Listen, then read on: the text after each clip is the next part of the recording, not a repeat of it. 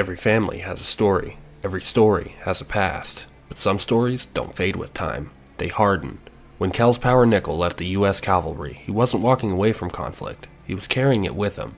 What began as a quiet attempt at frontier life in Wyoming would slowly unravel into resentment, violence, and paranoia, all played out along the banks of a narrow creek at Iron Mountain. Hello y'all, my name is Jake, and welcome to Echoes of Us. This is part 2 of the Kels Power Nickell story, the years when tensions took root and enemies were made. Kels was discharged from his service in the U.S. Cavalry in 1880. Shortly afterward, he moved to Camp Carlin, on the western edge of Cheyenne, Wyoming. There, he opened a blacksmith shop, repairing broken and damaged farm equipment for local settlers. In 1881, Kels remarried for a second time. His new wife, Mary Mahoney, would go on to bear 8 children: Julia, Kels Power Jr., William, known as Willie, Katie, Alfred, Maggie, Ida, and Hiram. By 1885, Kels moved his growing family to what would become his Iron Mountain homestead.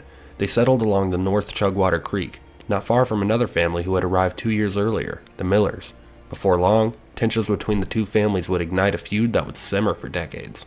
Kels was known for his short temper. He quarreled with many of his neighbors, earning little respect and even less goodwill in the community. In July of 1890, an argument broke out between Kels and another neighbor, John C. Coble.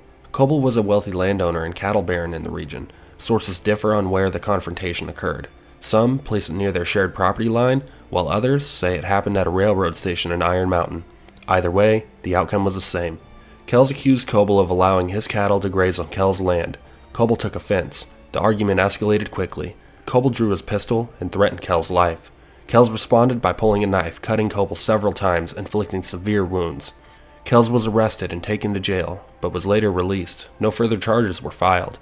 While the law let the matter go, the damage was done. Coble developed a deep and lasting hatred for Kels, one that would eventually lead to more bloodshed. In the immediate aftermath, several men reportedly met to discuss lynching Kels for what he had done. In the end, they chose not to act, allowing him to live. The following year, Kels' trouble with his neighbors only worsened. He dammed off the Chugwater Creek, cutting off the water supply to those living downstream. Court fined Kels $500 and ordered the dam removed. By the turning of the century, tensions had reached a breaking point. In 1900, both Kels and the head of the Miller family began carrying firearms wherever they went. Kels had grown increasingly paranoid during his years at Iron Mountain, but as events would soon prove, his fears were not entirely unfounded. A tragedy was waiting, just over the horizon. Iron Mountain was no longer just a place Kels called home. It was a pressure cooker. Old grudges had hardened, neighbors carried guns, and men who once argued over land and water now expected violence. Kels believed someone was coming for him.